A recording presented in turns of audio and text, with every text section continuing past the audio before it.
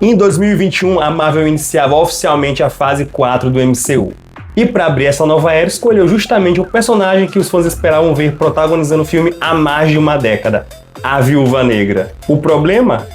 Esse filme chegou tarde demais. Lançado no pós-pandemia, a Viúva Negra dividiu não só a opinião dos críticos quanto do público. Teve um desempenho muito abaixo do esperado nos cinemas e acabou gerando até mesmo um processo envolvendo Scarlett Johansson e a Disney. Mas, na minha opinião, isso nem foi o maior problema. O maior problema é que não faz sentido iniciar sua nova fase com uma personagem morta. Então hoje no Consertando Filmes eu vou falar sobre o filme da Viúva Negra. Sem enrolação, eu sou o Sony, bem-vindo ao meu Devaneio Geek. E eu já vou começar falando uma coisa que talvez seja um pouco impopular. Não tem como consertar esse filme, porque esse filme não deveria nem existir. Pelo menos não do jeito que ele foi lançado. Pensa aqui comigo, esse filme é o primeiro da saga do multiverso. E o trabalho dele basicamente é abrir as portas para tudo que vai ser pautado nas fases 4, 5 e 6. Quem foi que fez esse papel na fase 1 da Marvel? Foi o filme do Homem de Ferro. E olha a importância que o próprio Homem de Ferro teve para toda a saga do infinito. Já falei isso antes, mas se você inicia uma fase com uma personagem morta, todas as fases seguintes vão ter cheiro de cadáver. E não é que eu não gosto da Viúva Negra, ela é uma ótima personagem, só que esse filme está extremamente atrasado. O filme da Viúva Negra seria muito bem-vindo se ela tivesse sido lançada ali entre os filmes do Homem de Ferro 2, o filme do Thor, mas agora? E outra coisa, qual a importância desse filme na saga do multiverso? Nenhuma. A única razão de existência desse filme é para atender uma agenda woke, progressista, porque em 2017 a Warner lançou a Mulher Maravilha e fez um enorme sucesso, e a Marvel se sentiu cobrada por conta da DC ter um filme de heroína feminina que faz muito sucesso, a Marvel não quis ficar para trás e decidiu produzir esse filme às pressas, a toque de caixa, só que sem nenhuma relevância. Eles ainda tentaram emplacar a Helena Belova para dizer que está prestando um conceito novo, mas no fim foi uma enorme perda de tempo. Então, resumindo, esse filme não tem conserto. O que a gente vai fazer aqui hoje é transformar a Viúva Negra de um filme extremamente ruim em uma das melhores séries da Disney Plus. O plano é o seguinte, a gente vai adequar essa série cronologicamente em 2021 no lugar da série do Falcão e Soldado Invernal. E em contrapartida, a série do Falcão e Soldado Invernal vão virar o primeiro filme live action da fase 4. Mas isso é assunto para outro vídeo. Então a gente vai pegar o roteiro do filme da Viúva Negra e transformar uma série com 6 episódios de 1 hora, seguindo aquele padrão que a própria Marvel estabeleceu em 2021. Cada episódio vai ser nomeado como um ano da vida de Natasha Romanoff. Começando do episódio 1, intitulado de 2016. Esse episódio vai acontecer paralelo aos eventos de guerra civil. A história vai começar na China e a gente vai conhecer de cara a Helena Belova. Ela está em uma missão para eliminar um criminoso conhecido como Boca de Leão. Usando sua habilidade de infiltração, ela consegue chegar em uma boate e se filtrar usando todo o seu charme. Mas logo ela descobre que foi tudo em vão. Boca de Leão não é um homem, é uma mulher. Pior ainda, ela é uma ex-agente Viúva Negra. E Helena percebe que tem algo errado e tenta cancelar a missão sem sucesso. Ela recebe uma ordem direta: elimine o alvo. As duas acabam lutando e antes de morrer, a Boca de Leão entrega o pendrive para Helena. Mais tarde, Helena se encontra com Vasily e o Linov. Aí você me pergunta, quem é esse tal de Vasily? O Vasily é o líder da Sala Vermelha dos quadrinhos, um dos personagens mais importantes da mitologia da Viúva. Porém, mesmo com esse personagem extremamente importante, o filme me inventa de criar um personagem novo chamado Drakovs. Não tem pra quê. Tem milhares de personagens na HQ, décadas de anos de história, não tem pra que criar personagem genérico. Então, toda vez daqui pra frente que eu falar de Vasily, eu vou estar me referindo ao personagem do Ray Winston. Enfim, a gente tem uma cena da Helena encontrando com o Lianov em um restaurante. O Vasily está muito interessado em saber se a Helena recebeu alguma informação da Boca de Algodão, mas ela fala que não sabe de nada. Então a Helena descobre uma intriga internacional gigantesca. O Vasily colocou viúvas negras infiltradas em todas as nações do mundo, em lugares estratégicos para acabar causando discórdia. O objetivo dele é forjar um ataque terrorista ao Kremlin que vai servir de estopim para uma terceira guerra mundial. Porém, Helena percebe que ela está sendo seguida, então ela consegue despachar aquele pendrive para a casa de infância dela. Nos Estados Unidos estão ocorrendo todos os eventos de guerra civil. O General Ross mobiliza todos seus agentes para capturar Natasha. Então, sem opções, ela procura um velho conhecido dos tempos da SHIELD, o Mason. E com a ajuda dele, Natasha consegue desaparecer dos radares do governo. Eles vão se esconder numa casa onde Natasha passava a infância. E pela primeira vez em muito tempo, ela experimenta algo parecido com uma vida normal. Mas essa tranquilidade acaba quando ela recebe uma encomenda. É o pendrive enviado pela Helena. Ao acessar o pendrive, Natasha descobre toda a conspiração secreta do Ulyanov. Ela achava que ela tinha destruído a Sala Vermelha anos atrás. E para piorar, aquele pendrive, ao ser acessado, dispara um localizador. Ou seja, as tropas do Vassili já estão a caminho para acabar com a Natasha. Então a gente tem toda uma sequência de ação com vários agentes russos chegando, liderados pelo treinador. No meio da confusão, o Mason acaba se sacrificando para que Natasha consiga fugir. Mas mesmo assim ela cai de carro em um lago congelado. Finalizando assim o primeiro episódio.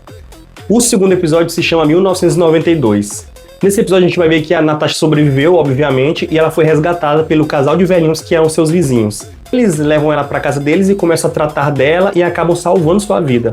E nesse meio tempo que ela é salva, ela vai tendo vários flashbacks da sua infância, em 1992. Então toda aquela sequência mostrando ela e a Helena crianças é totalmente estendida, a gente vê o convívio delas, a gente vê um churrasco de família, aparentemente a família mais feliz do mundo.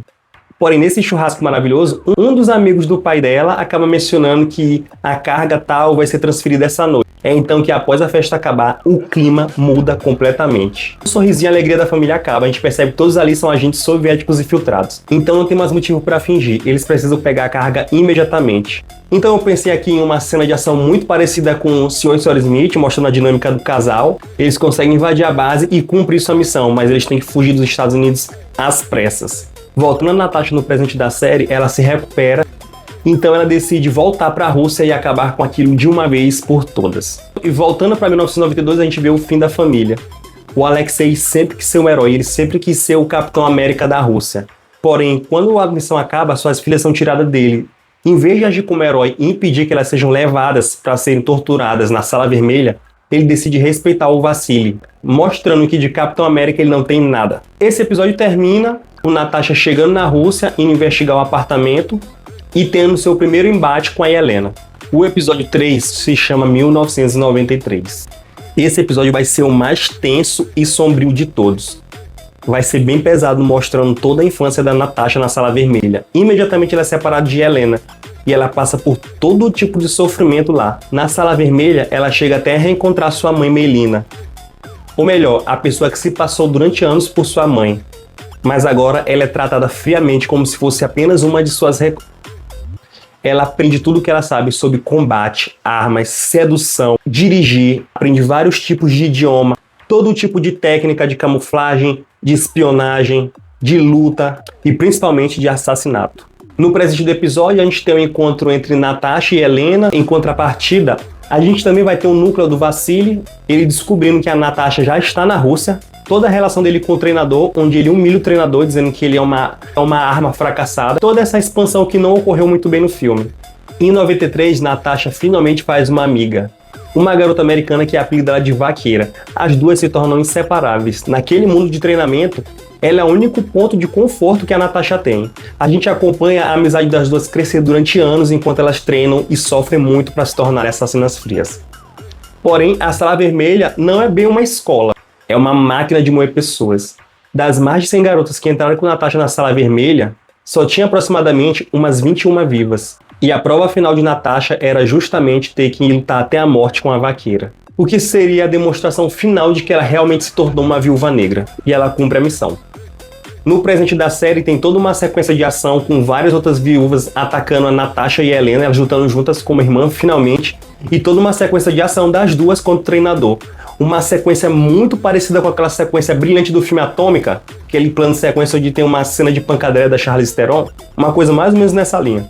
Diferente da série, que o treinador não parecia grande coisa, aqui ele é uma ameaça real. Vai ficar muito mais claro o poder dele, que basicamente é ser o Kakashi da Marvel. Ele copia o estilo apenas de ver, Muay Thai, Karatê, e não só isso, ele consegue copiar os heróis, como por exemplo a habilidade do escudo do Capitão América, atirar flechas como o Gavião Arqueiro, usar artes wakandanas no combate e tudo mais.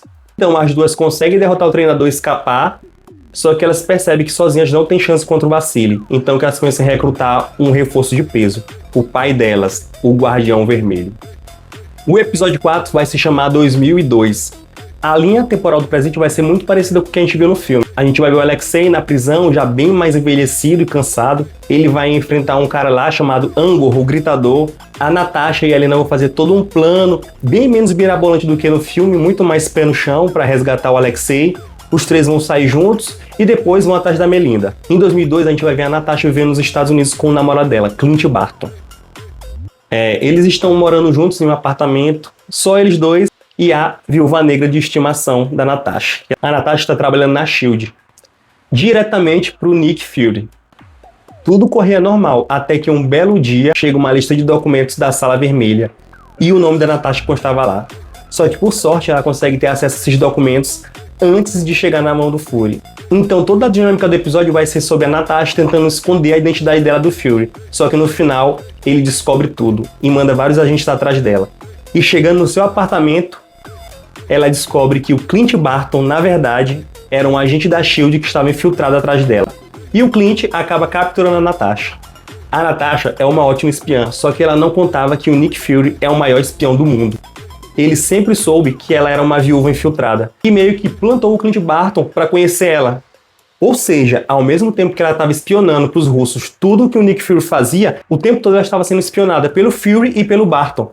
A cena final do episódio vai ser simplesmente o Clint Barton indo visitar ela na sua cela junto com o Fury, e o Clint Barton acaba desabafando com ela. Pelo pouco tempo que eles ficaram juntos, o Clint percebeu que ela era uma boa pessoa, só que estava sendo manipulada. Ele já foi assim. Ele cresceu em um circo e acabou se envolvendo com várias pessoas criminosas. Porém, quando a SHIELD capturou ele, o próprio Fury deu uma oportunidade para ele de mudar de vida. E se ele usasse aqueles talentos para o bem? E o Clint convenceu o Fury a fazer a mesma coisa pela Natasha. Ou seja, agora ela tem a oportunidade de se juntar à SHIELD e ajudar a acabar com a Sala Vermelha. Agora a gente vai para o penúltimo episódio, intitulado de 2008. Esse episódio ocorre paralelo aos eventos do primeiro Homem de Ferro. E nesse meio tempo a Natasha está de volta à Ucrânia.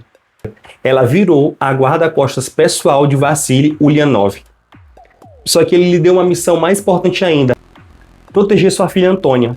Só que nessa da viúva ser a guarda-costas pessoal da Antônia, elas acabaram criando um vínculo muito forte. A Natasha vê a inocência da Antônia, ela não tem nada a ver com aquele mundo, ela nem sabe o que o pai dela faz. Só que a Natasha não está ali só como viúva, ela está ali como agente da SHIELD. E tudo aquilo está sendo acompanhado de longe pelo Gavião Arqueiro. O plano é assassinar Vassily Ulyanov. No presente do episódio, a gente vai ter finalmente o reencontro da família. Alexei, a Yelena e a Natasha chegam na casa da Melinda, onde ela tem uma criação de porcos. Vão se reconciliar, vão jantar juntos, blá blá blá. Voltando para 2008, temos o fatídico dia que o Ulyanov chegou para buscar sua filha. O plano é o seguinte: nesse meio tempo, Clint Barton vai botar um dispositivo explosivo no carro dele, e assim que ele sair, cabum, já era. A gente agora tem uma dessas sequências de ação mais louca da série. Vários capangas armados lutando apenas com a Natasha e o Clint. Então, finalmente, a gente vai entender o que raios aconteceu em Budapeste, que eles falam tanto, desde 2012, no primeiro filme dos Vingadores. No final, a Viúva e o Gavião conseguem derrotar todos os 100 soldados, mas infelizmente eles não conseguem impedir que a Antônia entre no carro com seu pai. Aliás, que a Antônia entre sozinha no carro e acabe morrendo na explosão. No presente da série, o treinador e vários capangas chegam na casa da Melina e capturam toda a família. Então agora a gente vai para o sexto e último episódio, intitulado 2021. Nesse episódio vai ter todo o desfecho do plano do Vassily. O plano dele basicamente é causar uma guerra entre Estados Unidos e Rússia para tornar a Rússia uma nova potência mundial, como já foi no passado e tudo mais, blá blá blá. Só que ele não contava com a família Romanov. Eles conseguem escapar e juntos com uma família eles conseguem derrotar todos os capangas e chegar a Ulyanov antes que ele consiga completar seu plano e destruir o Kremlin. Porém, no meio do caminho tinha um treinador. É nesse momento que a gente tem uma luta brutal entre Melinda, conhecida como a Dama de Ferro, e o treinador, que infelizmente acaba com a morte da própria Melinda. Uma equipe de agentes americanos altamente armados chega na base e consegue impedir tudo a tempo. Após matar Melinda, o treinador enfrenta a viúva e ela descobre que o treinador, na verdade, era a própria Antônia. A Antônia não morreu na explosão do carro, ela sobreviveu. E o mais doentio é que o Ulyanov, ao invés de prezar pela recuperação da sua filha, transformou ela na sua arma mais letal. Então a gente tem toda a batalha final do treinador contra a Viúva Negra, onde a Viúva Negra acaba vencendo, todo o atentado no Kremlin é impedido, o Vassily é morto pela própria filha Antônia e a Viúva Negra acaba se entregando para o General Ross. Mas pelo menos dessa vez ela tem certeza que a Sala Vermelha está extinta para sempre. Uma coisa do filme original que eu decidi tirar fora completamente foi aquela questão dos feromônios. Eu acho meio bobo aquilo ali. toda a lavagem cerebral que as viúvas sofreram desde a infância já sugestionou elas a obedecer o vacilo cegamente. Então não tem pra que botar mais esse conceito de feromônio, essa bobajada toda. Então a gente pula para 2021. A Helena tá nos Estados Unidos visitando o túmulo da sua irmã Natasha, que morreu simplesmente para salvar a humanidade. É então que a condessa Valentina de Allegra de La Fontaine chega e lhe faz uma proposta de integrar os Novos Vingadores, finalizando assim a série. Então agora é com vocês. Comenta aqui embaixo se vocês acharam que ficou legal transformar a Viúva Negra numa série, se acha que não tem nada a ver, se preferia como era do jeito original. E não esquece de se inscrever e curtir para dar uma força aqui no nosso projeto de consertar todas as obras do MCU, ou pelo menos tentar. Valeu!